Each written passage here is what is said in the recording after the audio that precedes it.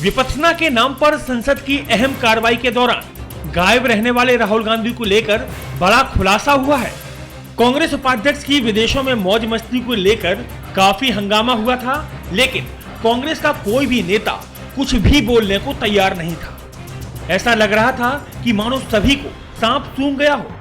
दरअसल महीना था फरवरी का, जब संसद का बजट सत्र चल रहा था और कांग्रेस के उपाध्यक्ष राहुल गांधी छुट्टी पर।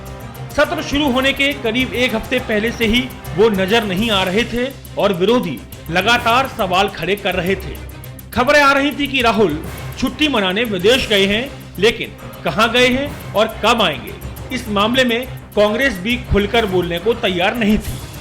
करीब 2 महीने बाद राहुल गांधी भारत लौटे, लेकिन पार्टी ने तब भी नहीं बताया कि वो कहां गए थे और किस लिए गए थे। लेकिन अब मीडिया में आई खबरों में खुलासा हुआ है कि राहुल गांधी 16 फरवरी 2015 से 16 अप्रैल 2015 तक छुट्टी मनाने के लिए कहां गए थे।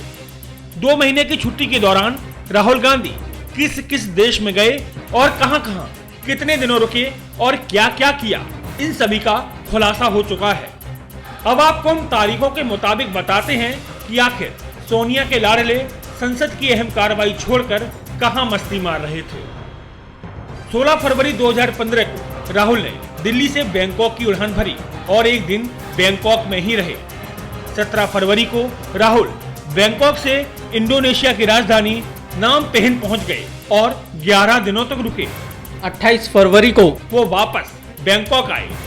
महज एक दिन बाद यानी 1 मार्च को वो म्यांमार के लिए उड़ चले। उन्होंने म्यांमार में 21 दिन बिताए।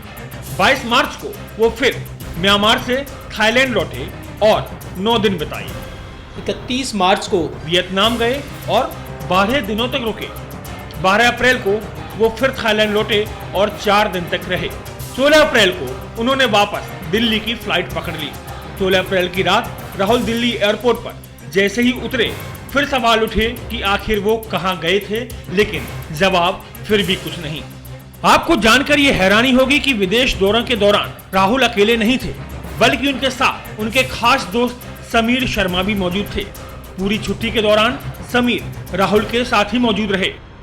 आपको बता दें, समीर राज्यसभा सांसद सतीश शर्मा के बेटे हैं और वो लंदन से सीधे बैंकॉक पहुंचे थे। समीर शर्मा के अलावा राहुल की सुरक्षा के लिए एसपीजी के 2 जवान भी उनके साथ मौजूद रहे। अब तो आप समझ ही गए होंगे कि कांग्रेस उपाध्यक्ष के लिए क्या जरूरी है, घूमना फिरना या संसद की कार्रवाई।